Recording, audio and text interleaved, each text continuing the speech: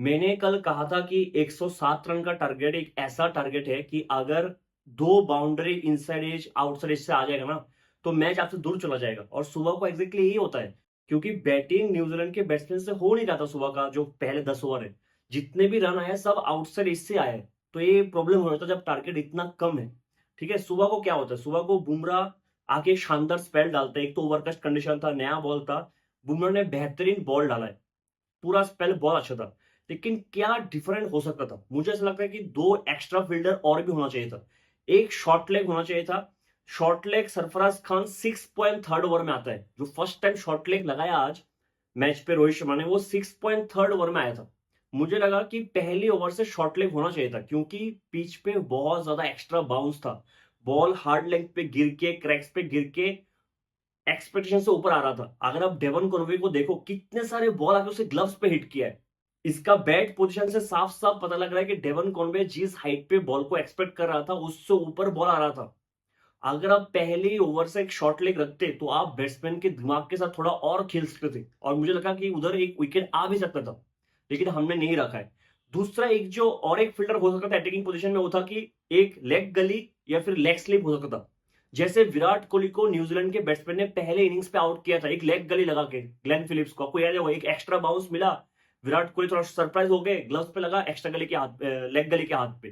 KL Rahul के लिए भी फर्स्ट इनिंग्स पे लेग स्लिप रखा गया था जब round the wicket down the leg ball आया, निक किया, कीपर के पास गया बॉल।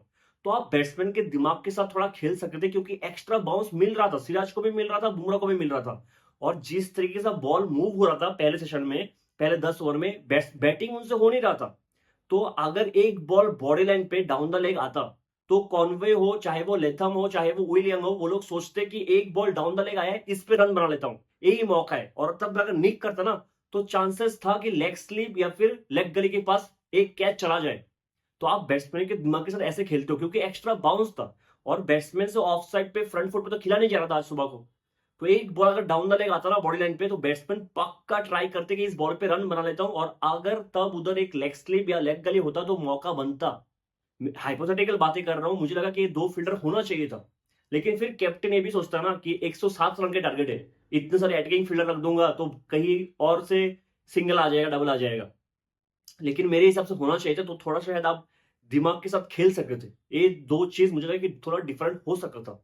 ठीक है, बाकी पूरे मैच पे न्यूजीलैंड हमसे आगे था, चाहे वो बॉलिंग से हो, चाहे वो फील्डिंग से हो। जितना बेहतरीन फील्डिंग उन्होंने किया है, बहुत सारे डबल को सिंगल पे रोक के रखा था, बहुत सारे बाउंड्री को दो दिया है सिर्फ। बहुत अच्छे फील्डिंग किया, हमसे कैच बहुत छूटा है सेकंड फर्स्ट इनिंग्स पे जब हम फील्डिंग कर रहे थे। स्ट्रेटेजी भी उनका बहुत बेहतरीन था, चाहे वो विराट कोहली को विकेट हो, चाहे वो केएल राहुल को विकेट हो, बहुत अच्छा स्ट्रेटेजी था उनका पूरे मैच पे। और बैटिंग से भी हर एक जगह पे वो हमसे आगे थे, तो उन्होंने वो मैच जीता है। 1988 की बात, पहली बार न्यूजीलैंड इंडिया को इंडिया में कोई टेस्ट मैच हराया है, उनके लिए बहुत अच्छा है। बेहतरीन क्रिकेट खेले टू बी वेरी ऑनेस्ट इस मैच पे, पूरे मैच पे वो हमसे आगे थे। प्रैक्टिकली हम हर एक मैच तो नहीं जीत सकते, है ना, हार जीत होता रहता है, और प्रैक्टिकली हम ऐसा पॉसिबल नहीं कि इंडिया हर एक मैच जीतेगा। लेकिन कहाँ कहाँ गलतियां हुआ है वो हमें एनालाइज करना पड़ेगा। आपको याद होगा थर्ड डे जब मैंने वीडियो बनाया था, मैंने एक चीज कहा था कि is Bumrah fit for test cricket, मैंने एक चीज बताया था, आपको याद होगा, मैं एक बार फिर से रिपीट करता हूं। उस दिन जब थर्ड डे न्यूजीलैंड बैटिंग करने आया था तो 180 फॉर 3 था जब रचिन रविंद्र और डेरेल मिचेल पिच पे थे। ठीक है, फिर 180 फॉर 3 से 233 फॉर 7 हो चुका था न्यूजीलैंड, 233 फॉर 7।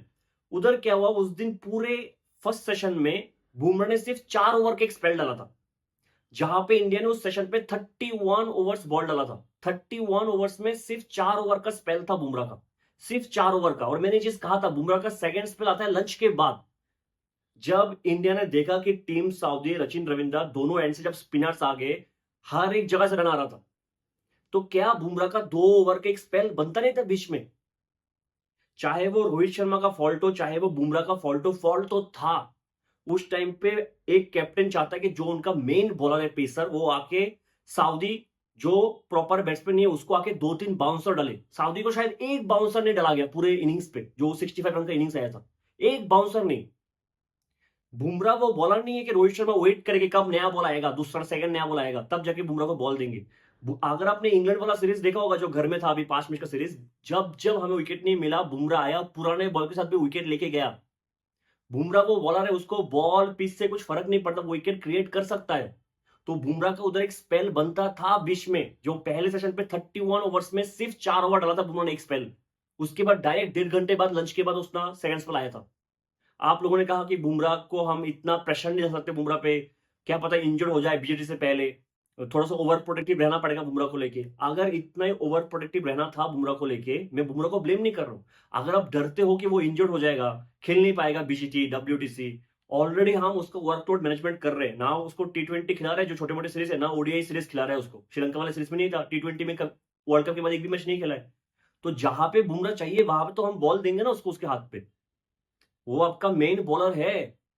और अगर आप इतना डरते हो कि बुमराह को कुछ हो जाएगा, तो आज कैसे बुमराह ने लगातार 7 ओवर डाल दिया। कल शाम बुमराह ने 4 बॉल डाला था, आज सुबह को लगातार 7.2 ओवर्स डाला है बुमराह ने, एक स्पेल में 7 ओवर डाल दिया। आज डर नहीं लगा क्या कि बुमराह को इंजरी हो जाएगा तो क्या होगा? आज तो डेस्परेशन था, अब डेस्परेट विकेट के लिए। तो मैच उधर ही हमसे बाहर चला गया, जब टीम सऊदी और रचित रविंद्र पिच पे थे, दोनों एंड से स्पिनर डाले जा रहा था, दोनों एंड से मार खा रहे थे, फिर भी एक ओवर बुमराह को दिया नहीं गया था। और बुमराह का भी गलती है, बुमराह को कहना चाहिए कि I will deliver for you, मुझे बोल दो, मैं करके देता हूं 2 ओवर। दोनों का फॉल्ट, चाहे वो कैप्टन रोहित शर्मा को, चाहे वो बुमराह का हो, कि आपको अगर डर लगता है कि बुमराह इंजरी हो जाएगा, तो आज कैसे आपने 7 ओवर दे दिया लगातार बुमराह को? एक स्पेल में 7 ओवर डाल दिया बुमराह ने। लास्ट टाइम बुमराह ने ऐसा कब किया था, मुझे तो याद नहीं आ रहा है। अब इतना ओवर प्रोटेक्टिव नहीं हो सकता बुमराह को लेकर, इतना ओवर प्रोटेक्टिव नहीं। ऑलरेडी हम उसका वर्कलोड मैनेजमेंट कर रहे हैं, हम T20 में नहीं खिला रहे, छोटे मोटे सीरीज में, ODI में नहीं खिला रहे। और मैं ये नहीं कह रहा हूं कि बुमराह को लगातार बॉल दे जाओ, लगातार बॉल दे। सऊदी को एक बाउंसर नहीं पड़ा पहले इनिंग्स में, शायद एक बाउंसर। मैच उधर ही हम हार गए थे। अगर बुमराह उधर 2 ओवर डाल देता, सऊदी को आउट कर देता, तो शायद न्यूजीलैंड 356 रन का लीड लेता ही नहीं। फिर हमने जिस तरीके से सेकंड इनिंग्स में बैटिंग किया, तो शायद टारगेट 250 का होता न्यूजीलैंड के पास अभी, और शायद हम मैच जीत भी जाते।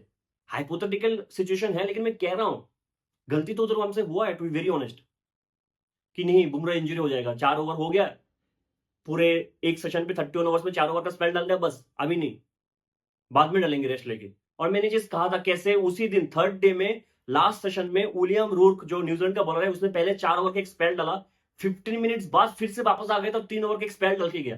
क्यों? क्योंकि इस पिच पे एक्स्ट्रा बाउंस है, उसका हाइट है, तो न्यूजीलैंड कोशिश कर रहे थे कि वो विकेट लेके दे। कितना एक्स्ट्रा बाउंस था उस पिच पे, बुमराह कुछ कर सकता था, बुमराह को नए पुराने बॉल से कुछ फर्क नहीं पड़ता है। तो हमसे वो मैच बहुत दूर चला गया, जब हमने बुमराह को एक भी स्पेल, एक स्पेल देके दूसरा स्पेल कभी दिया ही नहीं है पूरे एक सेशन पे। दोनों तरफ से स्पिन आ रहा था, जडेजा, कुलदीप, जडेजा, अश्विन। बस एक एक ओवर सिराज ने डाला था, लंच से पहले एक ओवर डाला था उसके बाद।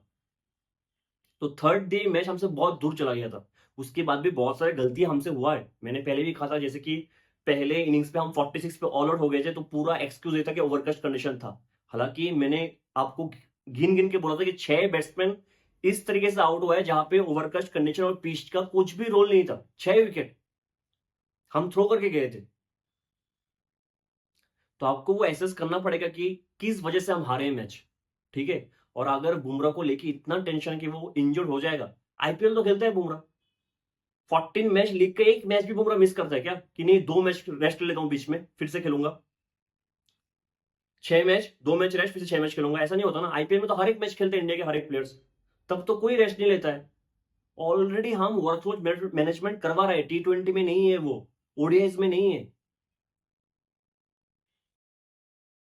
फिर मैं सच कहने लगूंगा कि IPL क्यों खेलते, फिर IPL में रेस्ट ले लो ना 1-1.5 महीना, फिर तो नहीं होगा ना। मैं इधर बुमराह को टू बी ऑनेस्ट ब्लेम नहीं कर रहा हूं। आप इतना डर नहीं सकते कि वो इंजर्ड हो जाएगा, इंजर्ड हो जाएगा, इंजर्ड हो जाएगा।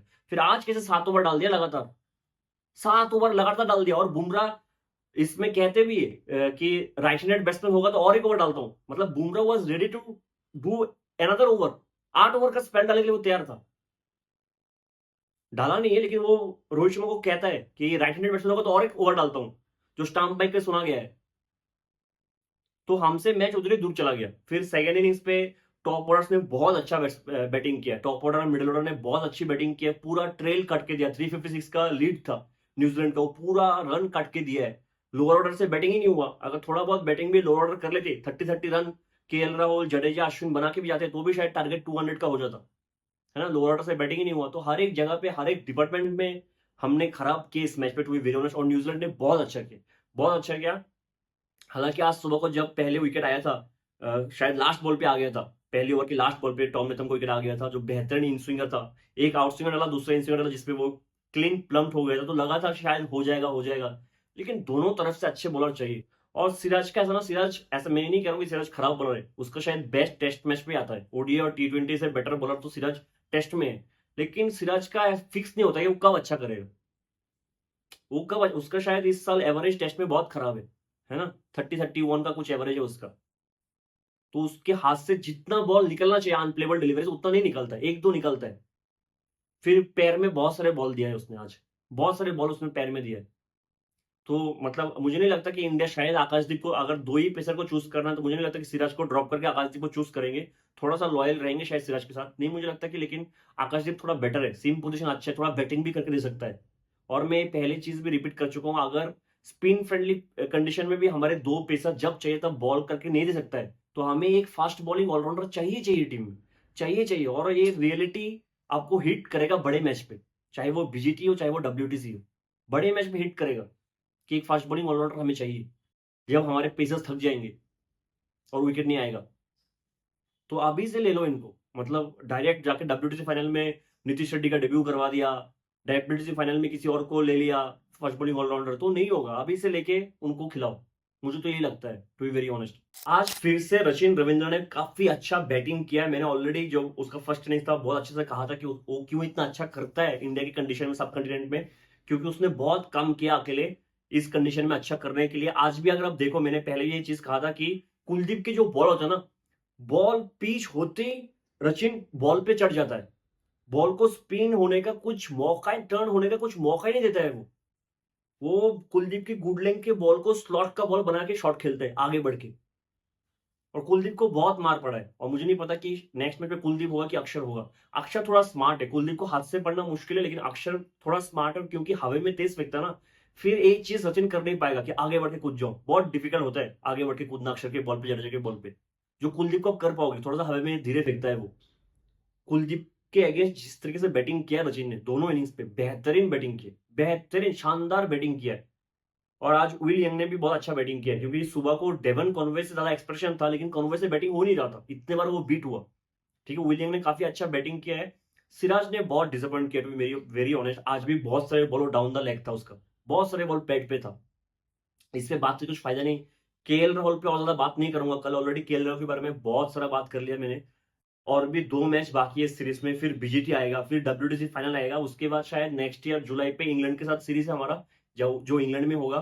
तो उस वाले नए साइकिल में जुलाई तक, नेक्स्ट ईयर जुलाई तक आपको पता लग जाएगा कि केएल राहुल का टेस्ट क्रिकेट कितना आगे जाएगा। इतना तो मैं श्योर हूँ।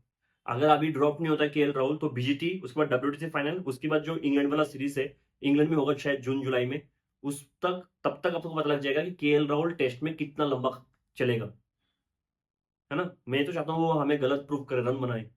मतलब इंडिया के लिए जो बेटर है, अगर मौका मिल रहा है तो रन बनाए। साफ साफ बात है, जो इंडिया के लिए बेटर है उसके करियर के लिए भी बेटर। आगे कुछ है नहीं, अभी भी दो मैचेस बाकी है।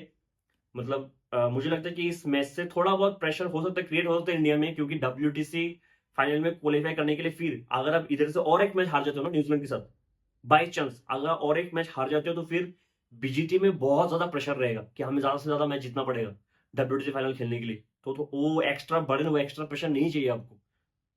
ऑब्वियस बात है कि आप ऑस्ट्रेलिया के अगेंस्ट ऑस्ट्रेलिया में खेलने वाले हो, है ना। तो आपको नहीं चाहिए, रोहित शर्मा के लिए बहुत इंपॉर्टेंट होगा, क्योंकि वो फर्स्ट टाइम उधर जाके कैप्टनसी करेगा बीजीटी में।